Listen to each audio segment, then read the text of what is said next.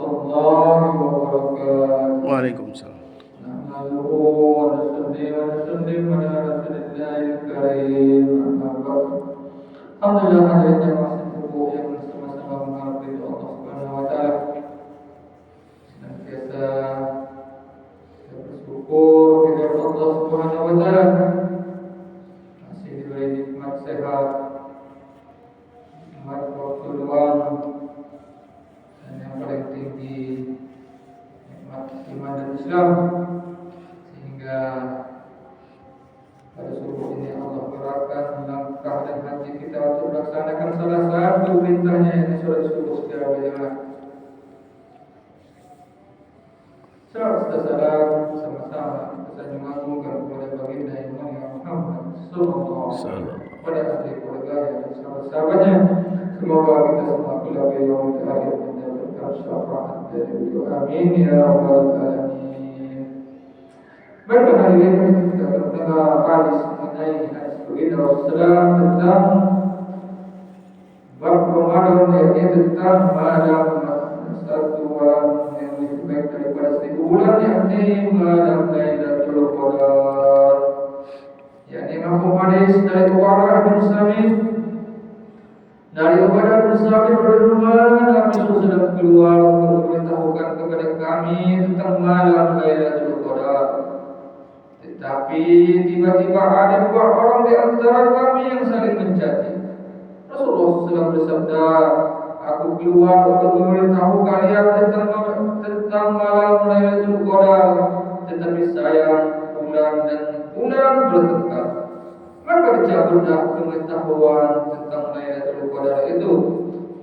Barangkali hal itu demi kebaikan kalian, hendaknya kalian mencarinya pada malam ke-9, ke-7 dan ke-5. Hadis riwayat Bukhari. Ada 3 masalah penting yang dinyatakan. Ada 3 masalah penting yang dinyatakan dalam hadis di atas. Pertama, masalah yang terpenting yaitu perselisihan yang menyebabkan kerugian besar, sehingga penentuan yang tepat mengenai malam Lailatul Qadar telah diangkat dari diri kita. Selain itu, perdebatan dan perselisihan memang selalu menghilangkan keberkahan. Suatu ketika Rasulullah SAW bertanya kepada para sahabatnya, maukah aku tunjukkan kepadamu suatu amalan yang lebih baik daripada solat, puasa dan sedekah? Jawab para sahabat, tentu. Sabda beliau, perbaikilah hubungan di antara kalian, jauhilah perdebatan, karena sesungguhnya perselisihan di antara kalian akan merusak iman seperti pisau cukur mencukur besi sabun. Seperti itulah perdebatan akan membersihkan agama dari diri kita. Apalagi bagi para ahli dunia yang tidak beragama, bahkan di antara orang-orang yang terlihat taat dalam agama dan selalu berzikir, lama pun sering terjerumus ke dalam perdebatan. Sebaiknya ingatlah sabda Nabi SAW tersebut dan renungkanlah tentang agama kita agar dapat memperbaiki diri.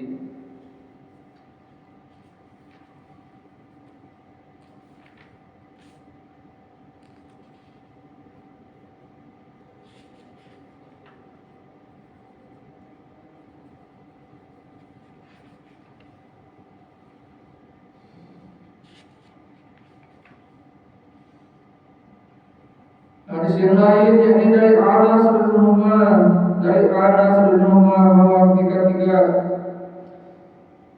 bahwa ketika tiba bulan Ramadan, Rasulullah sedang bersabda, sesungguhnya bulan Ramadan telah tiba kepada kalian, yang di dalamnya terdapat satu malam yang nilainya lebih baik daripada 1000 bulan.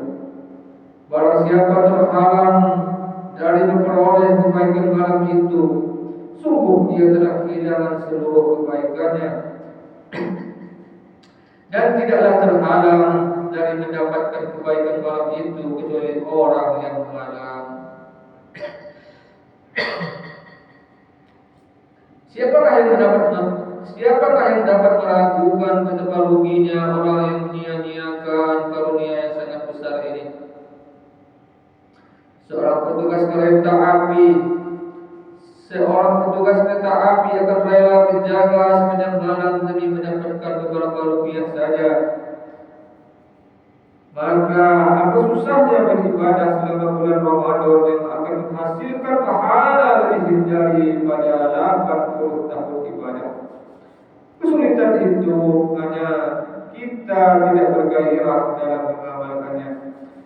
Apabila ada sedikit keinginan, jangankan satu malam, ratusan malam pun kita akan sanggup berjaga. Meskipun Nabi SAW telah menjamin, telah dijamin dengan berbagai kabar gembira, beliau tetap sibuk beribadah sehingga kaki beliau bengkak. Di antara kita ada yang mengaku sebagai pengikut beliau. Barang siapa yang menghargai pengakuan itu tentu akan melakukan semuanya dan memperlihatkan dirinya sebagai contoh bagi seluruh umat. Sehingga tidak ada seorang pun yang sempat berkata, siapakah yang sanggup mengikuti ketamakan Rasulullah SAW dalam hal ibadah, dan pada siapakah hal itu dapat terjadi. Sadat bin Umar adalah seorang sahabat. Ia biasa berbaring tanpa tidur. Ia biasa berbaring tanpa tidur sepanjang malam sambil miring ke kanan dan ke kiri sampai waktu fajar. Kemudian berkata, Ya Allah, ketakutan terhadap neraka Jahannam telah mengusir kantukku. Setelah tidur sebentar antara maghrib dan isya, Aswad bin Yazid bernama biasa beribadah sepanjang malam pada bulan Ramadan hingga subuh. Diceritakan bahwa Sa'id bin Mas'ab dari rumah selama 50 tahun selalu sholat isya dan sholat fajar dengan wudu yang sama. Khilaf bin Azid dari rumah biasa menghabiskan seluruh malamnya untuk beribadah kepada Allah hingga subuh. Dan setelah matahari terbit, ia berdoa, Ya Allah, hamba tidak pantas meminta surga kepadamu, tetapi hamba hanya mohon kepadamu agar menyelamatkan hamba dari Jahannam. Kata Rasulullah biasa mengatakan Al-Quran setiap 3 malam pada bulan Ramadan. Tetapi pada 10 malam terakhir ia menghantamkan seluruh Al-Quran setiap malam. Imam Abu Hanifah bernama terkenal karena selama 40 tahun melakukan sholat isya dan sholat fajar dengan wudu yang sama. Apabila teman-temannya bertanya bagaimana ia memperoleh kekuatan untuk melakukannya, ia menjawab, ini karena ada doa khusus yang aku mohonkan kepada Allah SWT melalui Ismul Azam. Ia hanya tidur sejenak pada siang hari. Mengenai hal ini ia berkata hadis menganjurkan agar melakukannya, yaitu tidurnya semata-mata mengikuti sunnah. Ia juga sering menangis sedemikian rupa saat membaca Al-Quran, sehingga para tetangganya merasa kasihan kepadanya. Suatu ketika ia menangis sepanjang malam sambil membaca ayat berikut berulang-ulang. A'udzu billahi minasyaitonir rajim. Balis sa'atu mau'iduhum sa'atu anha wa amru. Sebenarnya hari kiamat itulah hari yang dijanjikan untuk mengazab mereka, dan azab hari kiamat itu lebih keras dan pedih. Quran surat Al-Qamar 46. Ibrahim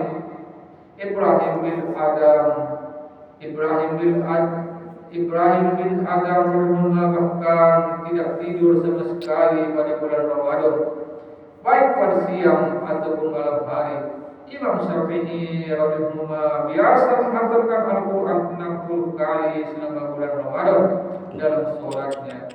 Selain mereka, masih banyak para wali Allah yang biasa mengamalkan perintah Allah. Selain mereka, masih banyak wali Allah yang biasa mengamalkan perintah Al-Quran berikut ini. Wa ma khalaqtul jinna wal insa illa liya'budun. Dan tidaklah aku jadikan jin dan manusia kecuali untuk beribadah kepada Al-Quran surat Az-Zariyat 56. Semua amal tersebut mereka lakukan tanpa beban sedikit pun. beberapa contoh orang yang soleh terdahulu. Pada zaman sekarang pun ketika manusia banyak lalai dan di tengah kesibukan dunia sedang kemungkaran dan kemaksiatan yang merajalela, masih ada orang-orang yang dengan sungguh-sungguh berusaha mencontoh Rasulullah SAW. Beliau bersabda, Allah berfirman, hai anak Adam, luangkanlah waktumu untuk beribadah kepadaku. Aku akan melapangkan keperluanmu dan aku akan hapuskan kemiskinanmu. Jika tidak, aku akan membebanimu dengan kesibukan dan kemiskinanmu tidak akan terhapus. Kita sering melihat kebenaran hadis tersebut. Alhamdulillah, beberapa hadis dan potongan firman Allah SWT tentang orang-orang yang terdahulu yang beramal soleh, yang beramal sepanjang hari pada bulan Ramadan baik siang maupun malam. Masih tersisa 2 atau 3 hari ke depan.